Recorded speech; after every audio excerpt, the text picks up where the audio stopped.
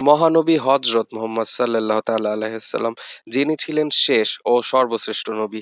তার জন্ম ৫৭০ খ্রিস্টাব্দের ১২ই রবিউল আউয়াল সোমবার মক্কা নগরীতে বিখ্যাত কুরাইশ বংশে। তিনি ছিলেন নবী ইসমাইলের বংশধর, যার ফলে ইহুদি ও খ্রিস্টানরা বনী ইসরাইলের নয় বলে তাকে নবী হিসেবে প্রকাশ্যে স্বীকার না করলেও ইহুদিদের অনুসরণকৃত তাওরাত ও তালমুদ এবং খ্রিস্টানদের অনুসরণকৃত বাইবেলে মহানবী সাল্লাল্লাহু তাআলা আলাইহি সাল্লামের আগমন ও অস্তিত্বের শক্ত প্রমাণ রয়েছে। তার পিতা আব্দুল্লাহ তার জন্মের ৬ মাস পূর্বে মারা যায় এবং মাতা আমিনা মহানবী সাল্লাল্লাহু তাআলা আলাইহি সাল্লামের ৬ বছর বয়সকালে মারা যায়। ইয়াতীম মুহাম্মদ দাদার কাছে এবং পরবর্তীতে চাচা আবু তালিবের কাছে বড় হন। তিনি ছিলেন মেষপালক ও পরবর্তীতে ব্যবসা-বাণিজ্যে নিযুক্ত হন।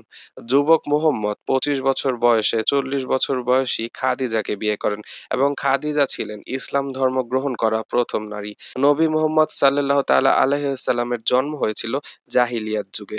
তৎকালীন মূর্তি পূজা থেকে দূরে গিয়ে মহানবী হেরা পর্বতে আল্লাহর জন্য ধ্যানমগ্ন করতেন। ৬১০ খ্রিস্টাব্দে হেরা গুহায় অবস্থানরত মুহাম্মদের কাছে জিবরাইল আল্লাহর বাণী নিয়ে আসে। তখন মুহাম্মদ সাল্লাল্লাহু তাআলা আলাইহি সাল্লামের বয়স ৪০ বছর ছিল এবং তিনি লিখতে ও পড়তে পারতেন না। মূলত মহানবী সাল্লাল্লাহু তাআলা আলাইহি সাল্লামের অন্তরে আল্লাহ কোরআনকে প্রবেশ করিয়ে দিয়েছিল। নবুয়ত প্রাপ্তির পর প্রথম ৩ বছর তিনি গোপনে ইসলাম প্রচার করেন এবং ৬১৩ সালে মহানবী জনসম্মুখে ইসলাম প্রচার করেন। প্রথম দিকে তার দাওয়াতের বাণী গ্রহণকারীদের সংখ্যা কম ছিল। মূলত মক্কার মূর্তি পূজক কুরাইশদের হাতে দীর্ঘ সময় তিনি নির্যাতনের শিকার হন। ৬২২ খ্রিস্টাব্দে কুরাইশ নেতারা তাকে হত্যার ষড়যন্ত্র করলে তিনি আল্লাহর হুকুমে মক্কা থেকে মদিনা হিজরত করে এবং মদিনার জনগণ তাকে সাদরে গ্রহণ করে এবং মদিনায় প্রথম ইসলামিক রাষ্ট্র প্রতিষ্ঠিত হয়। কালের পরিক্রমায় নবী সাল্লাল্লাহু তাআলা আলাইহি সাল্লামের অনুসারীদের সংখ্যা জ্যামিতিক হারে বৃদ্ধি পেতে থাকে। মহানবী সাল্লাল্লাহু তাআলা আলাইহি সাল্লাম বেশ কয়েকটি কাফেরদের আক্রমণ প্রতিহত করে। ৬৩০ সালে রক্তপাতহীন অভিযানের মাধ্যমে মক্কা বিজয় ছিল ইসলাম ও মহানবী সাল্লাল্লাহু তাআলা আলাইহি সাল্লামের অন্যতম অর্জন। তিনি তার জীবদ্দশায় কাফেরদের বিরুদ্ধে প্রত্যক্ষ ও পরোক্ষভাবে বেশ কয়েকটি যুদ্ধে অংশগ্রহণ ও জয়লাভ করে।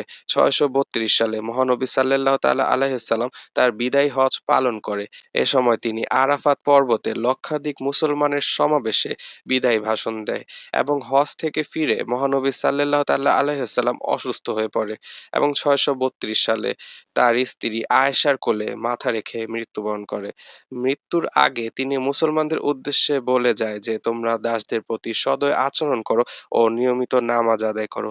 তাকে মসজিদে নববী বা তৎকালীন হযরত আয়েশা রাদিয়াল্লাহু তাআলা আনহার ঘরের পাশে সমাহিত করা হয়। তিনি ছিলেন সকল নবী ও মানুষের ঊর্ধ্বে।